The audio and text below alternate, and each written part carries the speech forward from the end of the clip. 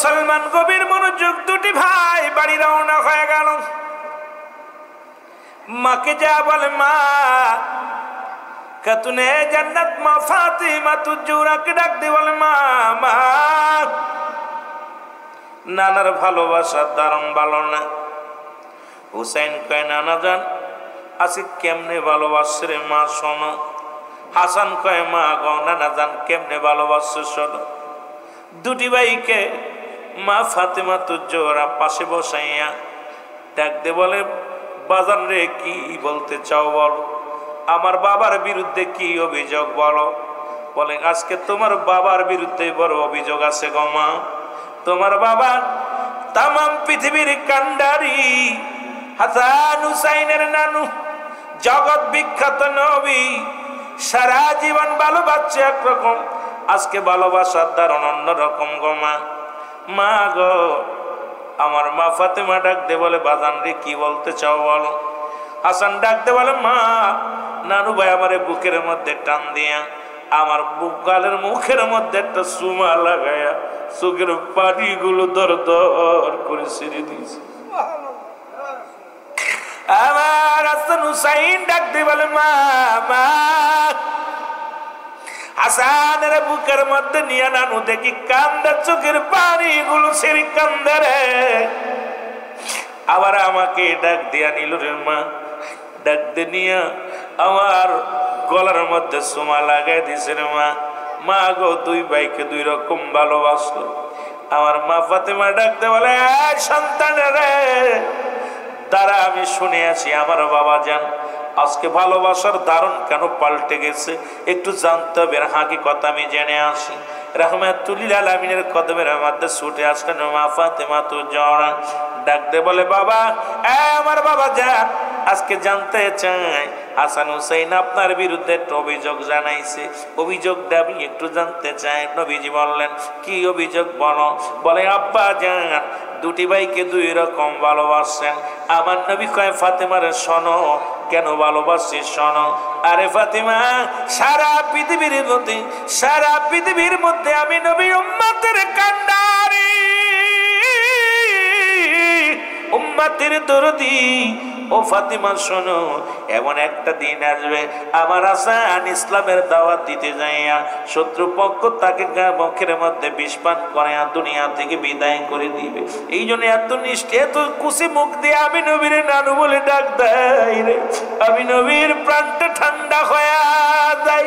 এই খুশি মুখের মধ্যে, এই মায়ের মুখের মধ্যে, পবিত্র মুখের মধ্যে সত্যবাদ মানুষেরা কেমনে বিষ পান করাইবে রে, এটা কষ্ট পাইলাম। এই জন্য মুখের মধ্যে সুমা দিলাম, এই পবিত্র মুখের মধ্যে কেমনে বিষ পান করাইবে। ওরে ফাতেমা শোন, দ্বিতীয় হলো এমন একটা দিন আসবে সেদিন আমার হুসাইনের গলার মধ্যে মানুষ ছুরি চালায়া দিবে।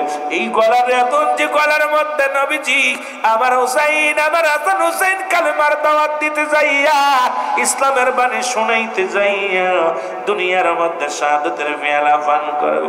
আমি নবী জিবরিলের কথা শুনিয়া সহ্য করতে পারি নাই, তাই তো দুই ভাইকে দুইটা ধরনের ভালোবাসি রে ফাতেমা। তুমিও ধৈর্য ধরো, তুমিও ধৈর্য ধরো, দোয়া করো আমার পাপী উম্মতের জন্য। ও ফাতেমা, তোমার হাসান হুসাইনকে যেন কুরবানি করে দিও, দাবি রাখো না, জোরে জোরে চিল্লায় বলা যাবে না আল্লাহু আকবার। মহব্বতের সঙ্গে আর একবার বলো আল্লাহু আকবার। এ মুসলমান গভীর মনোযোগ, একই অবস্থা হুসাইন। আমি বলতেছিলাম এই সহায় কারবালার স্মরণে আলোচনা করলে 2-4 রাত পরে বললেও শেষ করা যাবে না। আর সংক্ষিপ্ত আকারে বলতে একটু কষ্ট হবে আপনাদের বুঝতে, তবু বলতে হবে। নবীজি ইন্তেকাল করলেন, 4 খলিফা বিদায় নিলেন। হাসান হুসাইনের মা খাতুনে জান্নাত মা ফাতেমা তুজোরা বিদায় নিলেন। আসলেন আমিরে মুয়াবিয়া ক্ষমতায় আসলেন। 30 বছর পূর্ণ হয়ে গেল। নবীজি বলে গেছেন আমিরে মুয়াবিয়া রে, ও মুসলমান শুনে নাও, নবীজি তো অনেকে বলে নবীজি ভবিষ্যৎবাণী গায়েব জানে না। ওরে মুসলমান, আতাই গায়েব, জাতিগত গায়েব, গায়েবের বিষয়ে একটু পড়ে নিবেন বাবারা আমার, শুনে নেন। আল গায়েব আতাই গায়েব, মুসলমান জাতিগত গায়েব, যেটা আল্লাহ জানিয়ে দেন এবং আমার নবীকে আমার আল্লাহ জানিয়ে দেন, এটা হলো মুসলমান জাতিগত গায়েব। আর তাই গায়েব আল্লাহ যেটা জানান সেটা জানতে পারে, কিন্তু নবীজি রাহমাতুল লিল আলামিন কাল্লা, অতীত বর্তমানের অনেক বিষয় আল্লাহ রাব্বুল আলামিন আমার হাবিবকে জানায়া দিতেন। জোরে জোরে দুনিয়ার মুসলমান,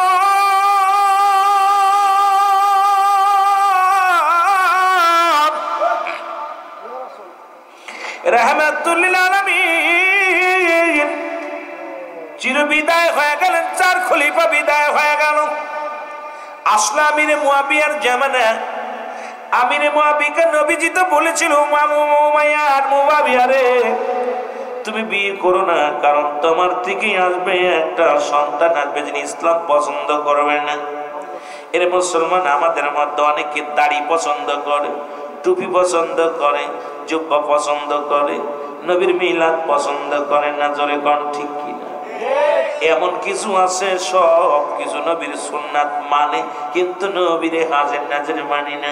নবী আমার গায়েব জানে মানি না। নবী নূরের মানুষ নবী নূরের তৈরি মানি না। আমার দেশের অসংখ্য মুনাফিকের আছে রে, যেই জন্য আমি বললাম আল্লাহ কমিনান নাস, মানুষের মধ্যে মায়াকুলু, তারা বলবে আমার নাত্র ঈমান আনছে বিল্লাহি, আল্লাহর প্রতি, অবিল আখিরা, আখিরাতের প্রতি বিশ্বাস স্থাপন করছে। ওমা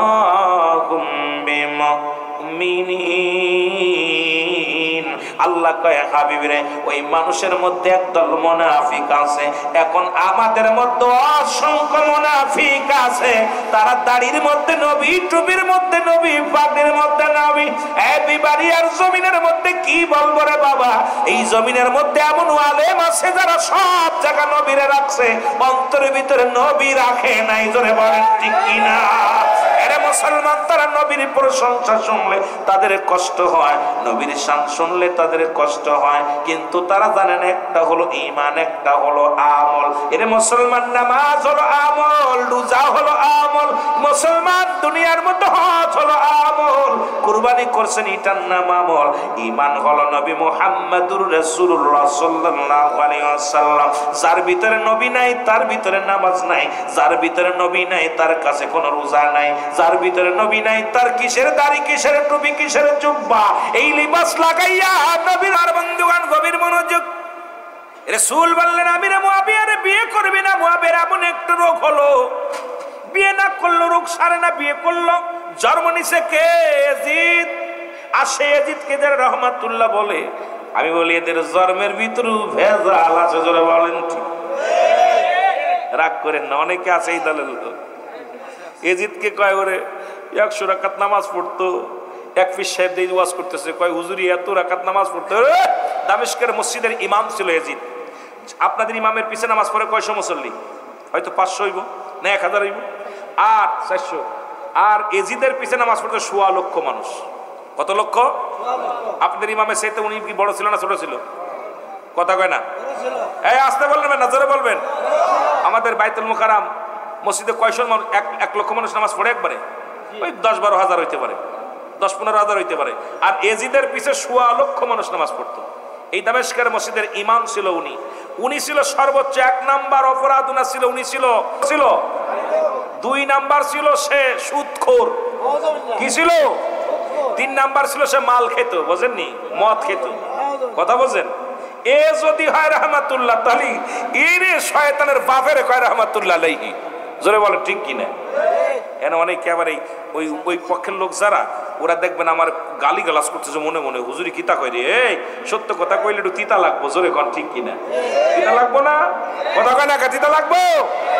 আপনার বাবার শত্রু যে বাপেরে মারছে, এখন আপনারা কয় যে লোকটা খুব ভালো নামাজ পড়ে, কিন্তু মারছে তো আপনার বাপেরে, বুঝতেছেন আপনি যন্ত্রণা, আমি বুঝতেছি না। আপনার 200 টাকা দিছে, আপনি খুব ভালো প্রশংসা করতেছেন। জোরে বলেন ঠিক কিনা? এগুলো অবস্থা হয়েছে। এই ইয়াজিদ, পাষাণ্ড ইয়াজিদ হলো। ইয়াজিদের কাছে বাবা মুয়াবিয়া বলে, বাজান রে, আমার রাসূল বলে গেছেন, আমিরে মুয়াবিয়া বলতে, বাজান আমার নবীজি বলছে যে 30 বছর পরে হাসান হুসাইন ক্ষমতায় আসবে, এই রাজ্য পরিচালনা করবে, আমির হবে, এই রাজ্যের আমির হবে। মুয়াবিয়া তোই আমিরে মুয়াবিয়া যতই তারে বুঝাক সন্তান বোঝে না, ক্ষমতার লোভ ভিতরে এমন ভাবে বিস্তার লাভ করেছে। চিন্তা করে মুয়াবিয়ার ছেলে ইয়াজিদ চিন্তা করে যদি হাসান হুসাইন বেঁচে থাকে, হাসান রাদিয়াল্লাহু তাআলা আনহু, হুসাইন রাদিয়াল্লাহু তাআলা আনহু যদি বেঁচে থাকে, ক্ষমতা তো দূরের কথা, চেয়ারটায় বসার সম্ভাবনা নাই, যে কোনো মূল্যে তারে মারা লাগবে। মারার যন্ত্রে ষড়যন্ত্র করলেন, সবার কাছে পরামর্শ করে, আসলেন এক মহিলার কাছে। মহিলারা আজকে বাংলাদেশের ফেতনার মূল দুই, মহিলা রাগ করবেন না, কারণ মহিলা বাড়ির সব, ওই যে একটা গান গায়ে এতদিনই বুঝলাম আমি, ঘরের নষ্ট সব নারী নষ্ট সব মূল, না কি যেন এটা কয়। মুসলমান গভীর মনোযোগ। এবার কি হলো, মুসলমান কুটনি বুড়ির কাছে আসেন, বুড়িকে বললেন, বুড়ি রে তোমার কাছে অনুরোধ করি, তোমাকে বিপুল পরিমাণ সম্পদ দেওয়া হবে, যা চাবে তাই তোমারে দিব, কিন্তু হাসানকে দুনিয়া থেকে বিদায় করে দিতে হবে। হাসান তো এখন পুরো বুঝমান হয়ে গেছে, চেয়ারে বসার যোগ্য হয়ে গেছে রে।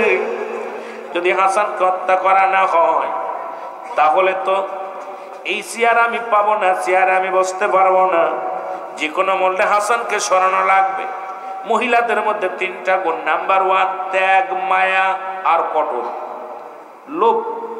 এই মহিলাদের মধ্যে আবার মা বোনের আওয়াজ শুনতে চার, মনে মনে গালি দিব।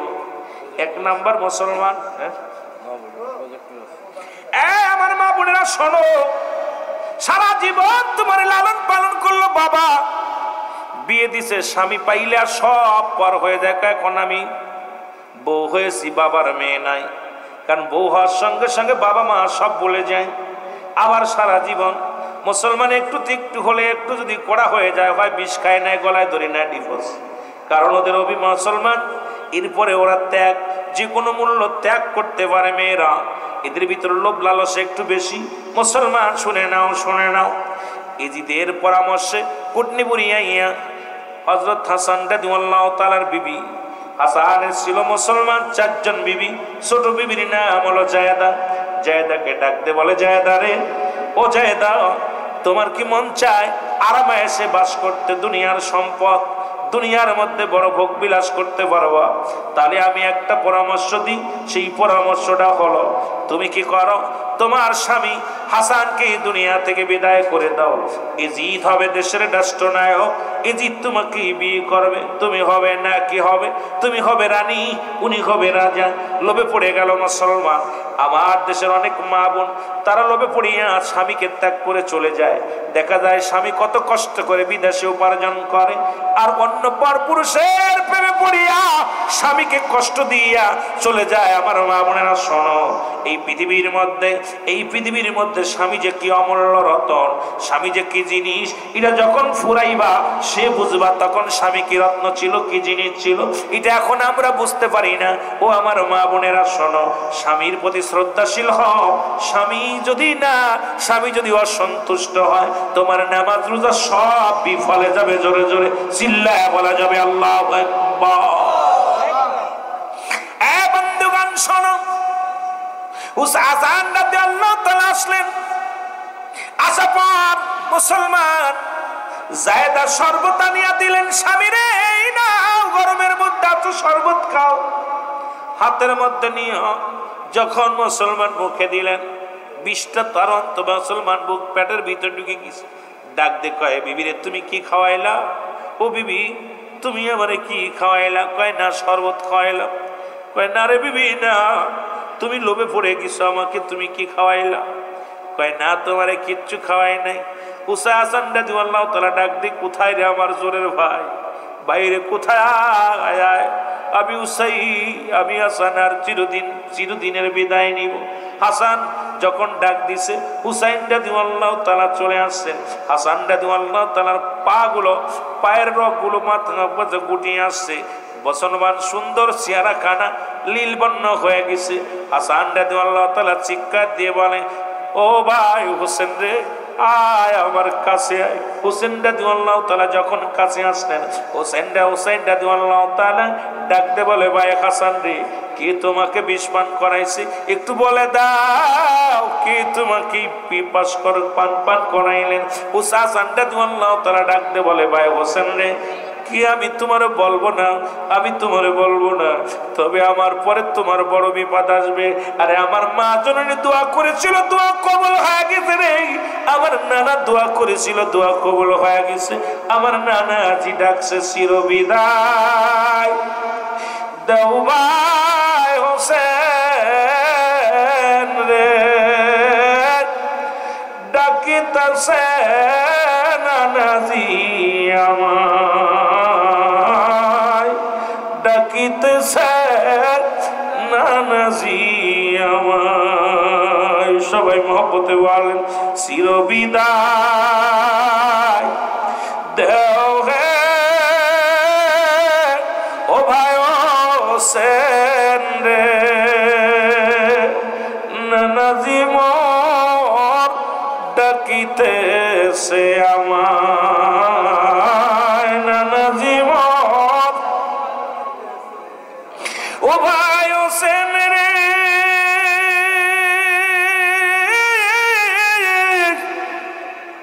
কি বিষ পান করলে আমি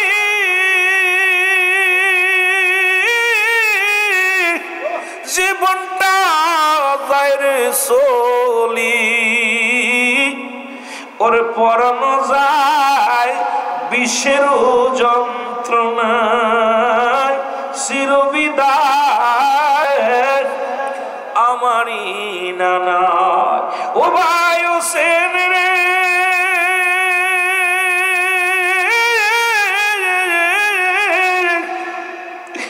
আমার পরে নিবা তুমি বিদায়, ডাকিও না কাউকে ধরায়, বিপদকালে ডাক দিও না, ডাকিতেছে নানাজি আমায়, ডাকিতেছে নানাজি আমায়। আল্লাহুম্মা সাল্লি আলা সাইয়্যিদিনা মাওলানা মুহাম্মদ ওয়া আলা আলি সাইয়্যিদিনা মাওলানা মুহাম্মদ। ও ভাই হোসেন রে,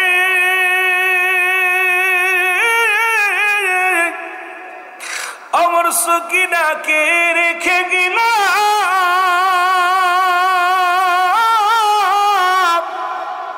দেখো তুমি এই না ধরাই রে,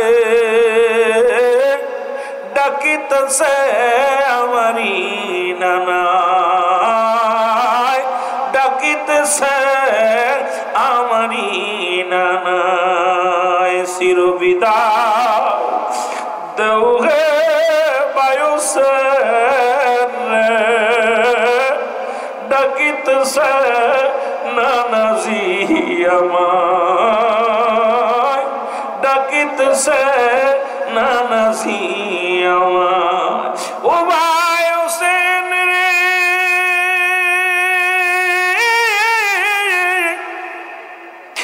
কি বিষ খাওয়াইলো আমায়, সইতে পারি না রে,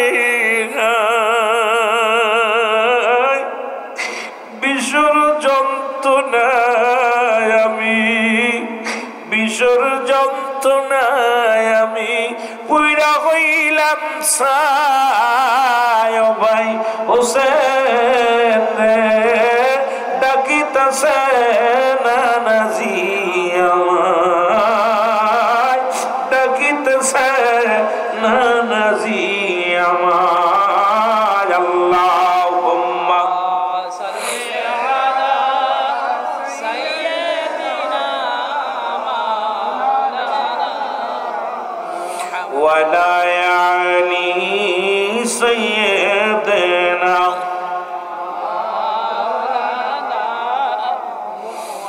হাসান রাদিয়াল্লাহু তাআলা আনহু হুসাইনের হাতে হাত রেখে বললেন, হুসাইন রে, আমার পরে তোমার বিপদ আসবে। সেদিন পৃথিবীর কোনো মানুষকে স্মরণ করবে না, সেদিন আমার নানাজি রে ডাকবিয়া মুহাম্মাদান, নানাজি নানাজি বলে চিৎকার মারবি, কারণ আমার পরে তোমার বিপদ আসবে রে হুসাইন। মুসলমান, হাসান রাদিয়াল্লাহু তাআলা আনহু কথাগুলো বলতে বলতে চিরবিদায় হয়ে গেল। ইন্না লিল্লাহি, সবাই পড়েন, ইন্না লিল্লাহি ওয়া ইন্না ইলাইহি রাজিউন। চিরবিদায় হয়ে গেল, হাসানকে শহীদ হয়ে গেল। যুবক বন্ধুরা, নিষ্ঠুরে যে চিন্তা করে, হাসানকে চিরবিদায় করে দিলাম মক্কা মদিনায়, হুসাইনকে যদি মদিনায় মারি মানুষ জেনে যাবে, মারা যাবে না রে মুসলমান। হুসাইনকে যে কোনো কৌশলে এখান থেকে দূরে নিয়ে যেতে হবে। কেমনে নেওয়া যাবে ও মুসলমান? শুনে নাও। চলে গেলেন এজিদ ইবনে জিয়াদকে ডাকতে বলেন, এজিদ, জিয়াদ রে, তোমারে একটা কথা বলি, তোমারে আমি এই গভর্নর বানাইলাম, এই কুফার গভর্নর বানাইলাম। যদি আমি ক্ষমতায় যাই, বড় মন্ত্রী পদ তোমারে দিয়া দেওয়া, একটা দাবি করব তোমার কাছে, ইবনে জিয়াদ রে, তুমি যে কোনো কৌশলে হুসাইনকে যে কোনো কৌশলে ডেকে আনো, এই কোথায় কুফা নগরে আনো, এখানে এনে চিরবিদায় করে দিতে হবে। ইবনে জিয়াদ চিঠি লিখতে না, এক করে চিঠি লিখতে লাগলেন। কোন কিতাব আছে মুসলমান শোনো, কোন জায়গায় 40,000 চিঠি, কেউ বলে মুসলমান 600 চিঠি। কুফা নগর থেকে চিঠিগুলো আসতে লাগে। হুসাইন চিঠিগুলো নিয়ে মুরব্বীদের দেখায়, মুরব্বীরা রে চিঠিগুলো দেখে মুরব্বীরা বলে, হুসাইন রে, চিঠির রং ভালো না, কারণ কপ্পা মানুষেরা ভালো না রে হুসাইন, কারণ কিছুদিন আগে আমরা হাসানকে হারাইছি, হাসানকে হারাইয়া বড় একাকার হয়ে গেছি। আমার নবী বলেছিল 30 বছর পরে হাসান হুসাইন ক্ষমতা আসবে। হাসান দুনিয়া থেকে বিদায় হয়ে গেছে, তোমাকে যদি নিয়ে মেরে ফেলে আমরা কি নিয়ে বাঁচবো? তোমার যেতে দিব না। হুসাইন ডাক দেখা, সাথী বন্ধুরা শোনো রে, মক্কা মদিনার মানুষের শোনো, এই চিঠিগুলো লিখছে আমার যার জন্যে আমি যাব কালেমার দাওয়াত দেওয়ার জন্য। ওখান থেকে সাথী সঙ্গীদের মধ্যে একজন ডাকতে বলেন, নাম হলো মুসলিম বিন আকিল। ডাকতে বলে, হুসাইন, আমি যাব আগে কুফা নগরে দেখার জন্য। কুফা নগরে যাব, কুফা নগরে যা যদি দেখি রে হুসাইন কালেমা প্রচারের জন্য উপযুক্ত জায়গা, তাহলে আমি তোমারে খবর দিব, খবর পা মাত্র তুমি চলে যাও। সবাই মিলে মুসলিম বিন আকিলকে বললেন। মুসলিম বিন আকিল রওনা দিবে, যখন কুফা নগরের দিকে যাবে, বাড়ি যা কাপড় চোপড় গোছাইয়া রওনা দিবে কুফার দিকে। দুটি সন্তান মুহাম্মদ ইব্রাহিম, দুটি কলিজার দুটি সন্তান মুসলমান পিছন থেকে ডাকতে বলে, বাবা গো, ও আমার আব্বাজান, আপনি যাবেন কুফা নগরে, আমাদেরকে কে দেখবে গো বাবা? এই দুনিয়ার মধ্যে আমাদের মা নাই রে, আমাদের বাবা নাই। ও বাবা, আমরা মুহাম্মদ ইব্রাহিম ছোট দুটি ভাই, আমরা কি করব? মক্কা মদিনা আমাদেরকে নিয়ে যাও, আমরাও যাব সত্যি ইসলামের দাওয়াত দেওয়ার জন্য। জোরে জোরে চিল্লায় বলা যাবেন আল্লাহু আকবার। মুহাম্মদ ইব্রাহিমকে সঙ্গে করে নিয়ে কুফা নগরে চলে গেলেন। মুসলমান লম্বা ইতিহাস। পৌঁছালেন, লোকজনেরা হুসাইনের লোক পাইয়া একজন নয়, দুজন নয়, 30,000 মানুষ বায়াত গ্রহণ করলেন। 30,000 মুসলিম কালেমার মালা পরে মুসলমান হলেন। হুসাইনের নামের উপরে 30,000 মানুষ বায়াত গ্রহণ করলেন। হুসাইন চিঠির মধ্যে লিখে দিলেন, হুসাইন ইবনে মুসলমান মুসলিম বিন আকিল চিঠির মধ্যে লিখলেন, হুসাইন দেরি করো না, কুফা নগরে আয়, তাড়াতাড়ি আয়, কারণ তোমার নামের উপরে 30,000 মানুষ বায়াত গ্রহণ করেছে। তুমি আসলে কুফা নগরের সব মানুষগুলো কালেমার মালা পরে নিবে। জোরে বলো আল্লাহু আকবার। এই মুসলমান এদিকে কুফার মানুষ ভালো হলো, কিন্তু এজিদ তো ভালো না, এজিদের দোসরেরা ভালো না। মুসলিম বিন আকিল যখন নামাজের জন্য মসজিদের মধ্যে প্রবেশ করেছে, আরে যুবক, আরে খাওয়ার যুবকের সোনারে, মুসলিম বিন আকিল যখন নামাজের মধ্যে তেলাওয়াত শুরু করেছে, পিছন থেকে আসিয়া এজিদের সেনারা ও মুসলিম ইবনে জিয়াদের লোকেরা আসিয়া মুসলিম বিন আকিলের পিছন থেকে তরবারি দিয়ে এক কোপ দিয়ে মাথাটার দিয়ে খণ্ডিত করে ফেলেছে। ও মুসলমান, এই কাটা মুরগির মতো মসজিদের মধ্যে মুসলিম বিন আকিলের বডি খানা লাফালাফি শুরু করেছে, রক্তে পুরো মসজিদ খানা লাল হয়ে গেছে। আজ ওই দোসর যারা বাইতুল মুকাররমে মারামারি করে, তারা হয়তো বললে আমার কথাই কষ্ট পাবে অনেকে। কিছুদিন আগে দেখলাম ওই বাইতুল মুকাররমে কোরআন শরীফ ফিক্কে গায়ে মারা হলো, স্যান্ডেল জুতা ফিক্কে মারা হলো। আইরে মানুষ মসজিদের মধ্যে কেমনে মারামারি করে রে। মসজিদের মধ্যে কয়েকদিন আগে দেখলাম মসজিদের মধ্যে ঢুকিয়া মানুষ হত্যা করে, জবাই করে হত্যা করেছে।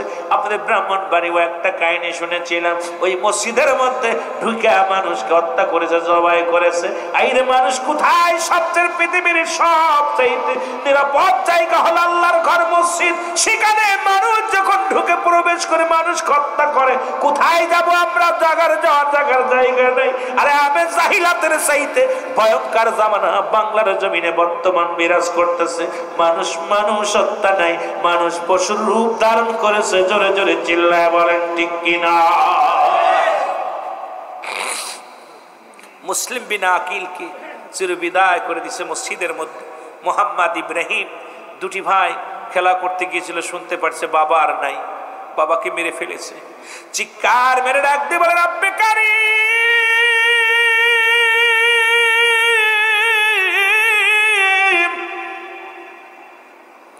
এই দুনিয়ার মধ্যে আমাদের মা নাই রে, কে আমাদের আদর করবে, কে আমাদের ভালোবাসবে?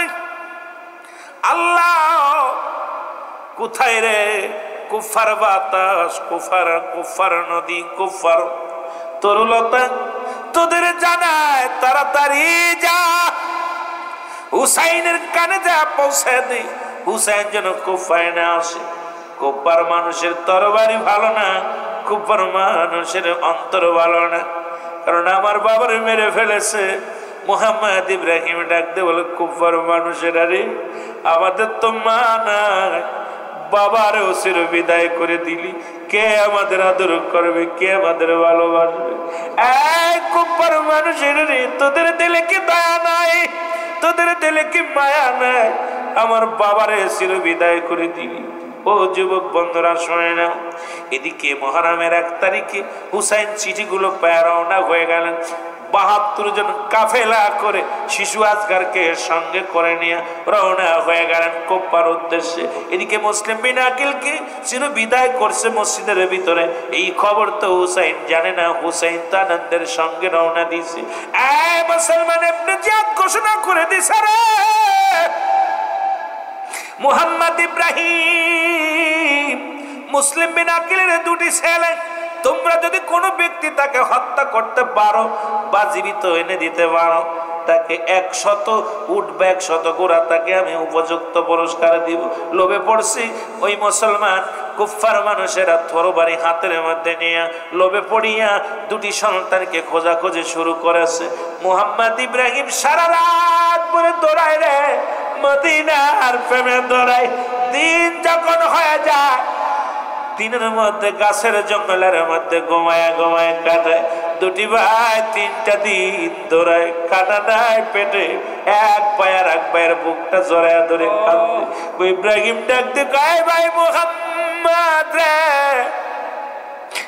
আরে আমাদের কি রে মাইরা ফেলাইব, আমাদের তো মা নাই, আমাদের বাবা নাই, কোথায় রে মদিনার পাখি রে, কোথায় মদিনার বাতাস?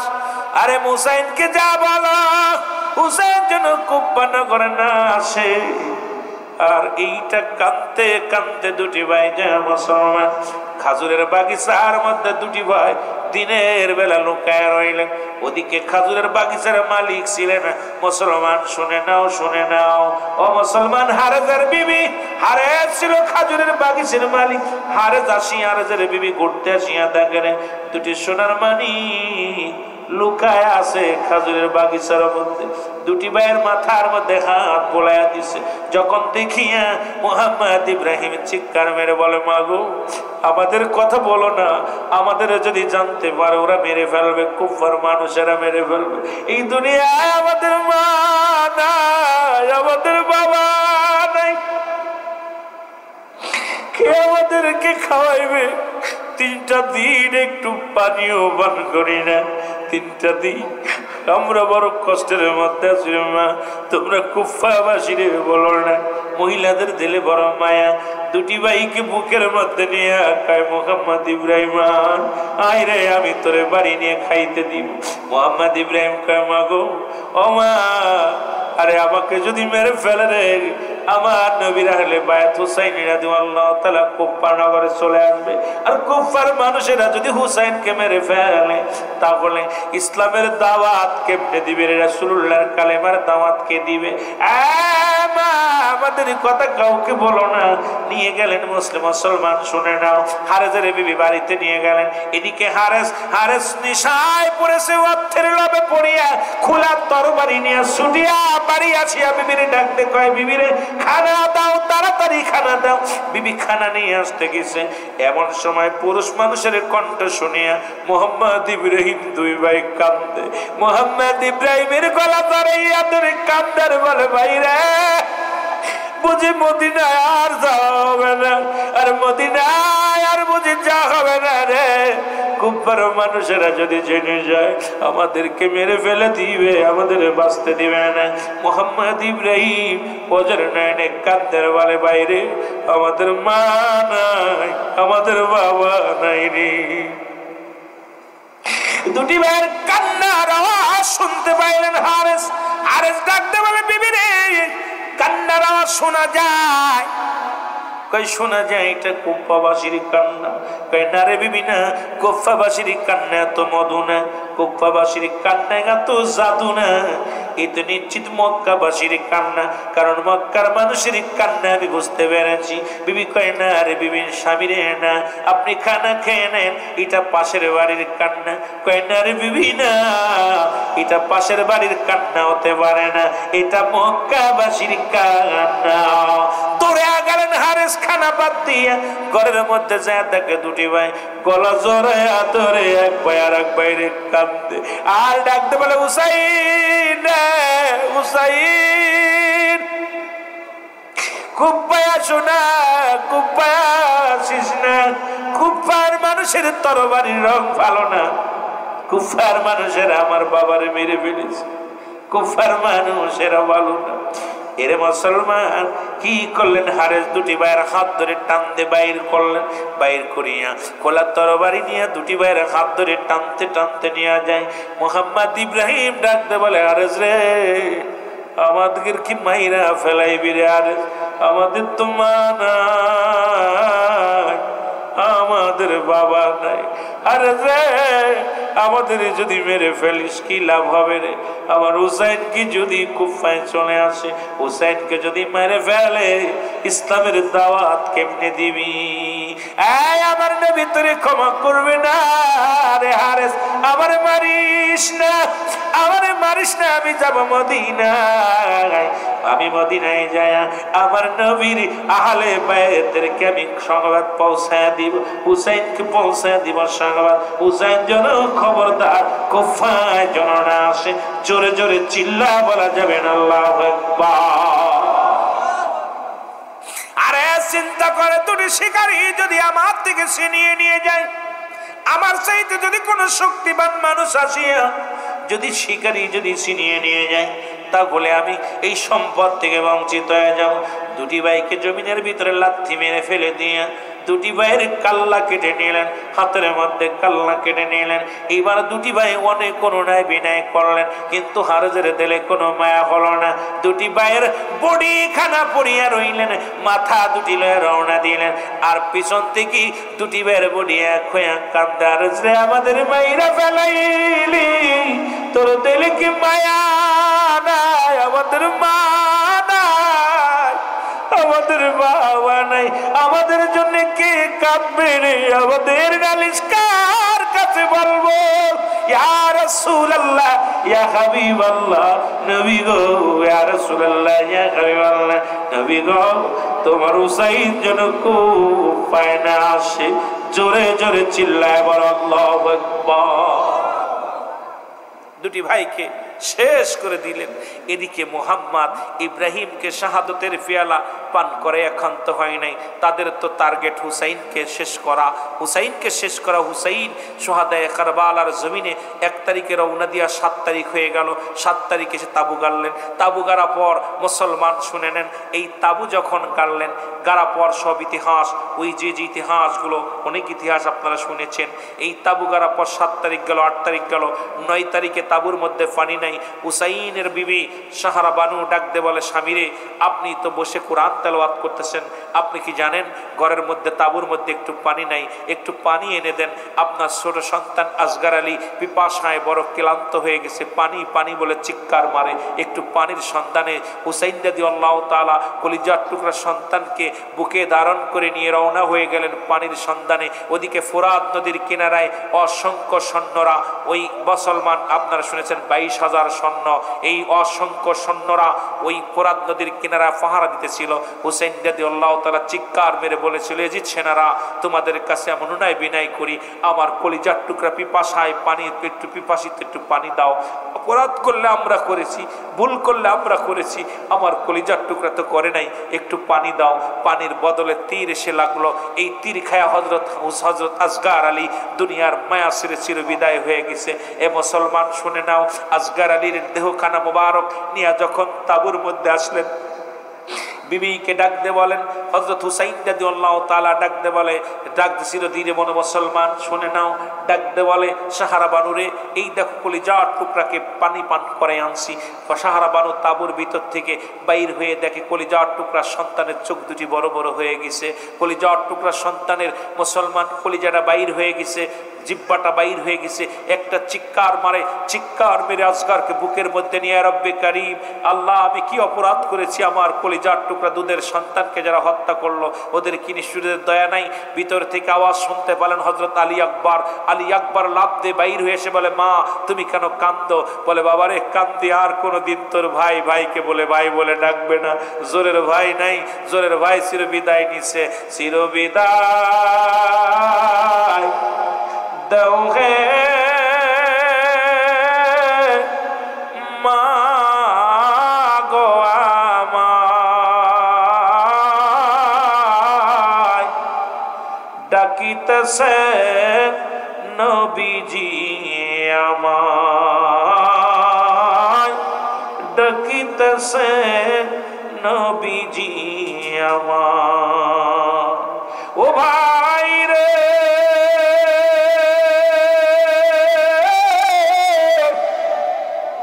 কে মারিল তোমায় ধরে, জীবনটা নিল কে রে? কে ডাকিবে আমায় আর ভাই যে বলিয়া? ও ভাই রে, ডাকিতেছে আমারি নানা, ডাকিতেছে নবীজি আমার। ও মা গো,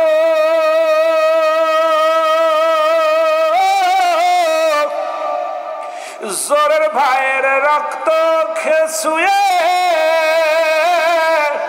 শপথ করিলাম আপনার পায়ে গো, প্রতিশোধ নিব আমি প্রতিশোধ নিব আমি কারবালার ময়দান মাগো চিরবিদায় দাও যে আমায় ডাকিতেছে নবীজি আমার। এর আলী আকবর কি করলেন? ডাকতে বলে মা মা গো, আমার ভাইকে যারা হত্যা করলেন প্রতিশোধ নিব, বিদায় দাও। বিদায় নিয়ে চলে গেলেন আলী আকবর। আলী আসগর রক্ত ছুঁয়া কসম করে বলে রব্বে কারীম, দেহের মধ্যে যতক্ষণ পর্যন্ত প্রাণ আছে আমি যেন শত্রু পক্ষ থেকে পালায়